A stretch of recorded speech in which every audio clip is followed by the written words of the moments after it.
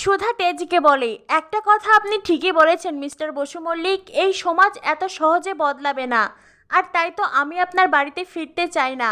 আপনার পরিবার আমাকে কখনোই মেনে নেবে না। আপনার পরিবারের ঠাম্মির করা নিয়ম, ঐতিহ্য, সংস্কৃতি, তার বাইরে কেউ যেতে পারবে না।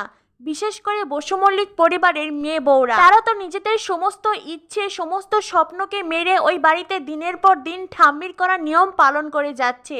আর আপনারা বসু মল্লিক পরিবারের ছেলেরা, আপনারা দিনের পর দিন চোখের সামনে নিজের মা, বোন, স্ত্রী, মেয়েকে এইভাবে শেষ হয়ে যেতে দেখছেন।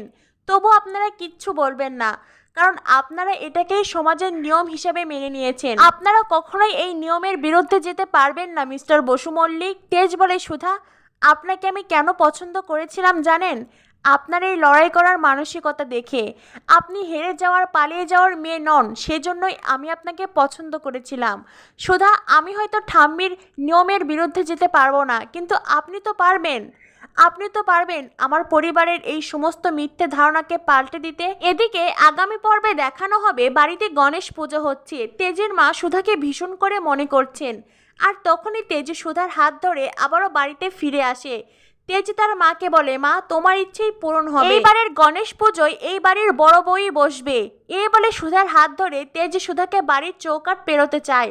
আর তখনই ঠাম্মি বলেন, না, এই বাড়ির পবিত্র ঠাকুর দালানে ওই মেয়ের পা আমি কিছুতেই পড়তে দেব না। এরপরেই ঠাম্মি তেজকে বলেন, তোমরা যখন কেউ আমার কোনো নিয়ম মেনেই চলবে না, তাহলে আমি সিদ্ধান্ত নিয়েছি আমি কাশি চলে যাব। সুধা তখন ঠাম্মিকে বলে, ঠাম্মি, আপনি আমাকে যেই শাস্তি দেবেন আমি মাথা পেতে নেব। ঠাম্মি তখন মনে মনে ভাবতে থাকেন, এই কাননবালা দেবীর বুদ্ধির সঙ্গে তুমি কিছুতেই পেরে উঠবে না নাথবো। এদিকে সুধা মনে মনে ভাবতে থাকে, এইবার আমি আমার বুদ্ধি দিয়ে আপনার চিন্তাধারা বদলাবো ঠাম্মি।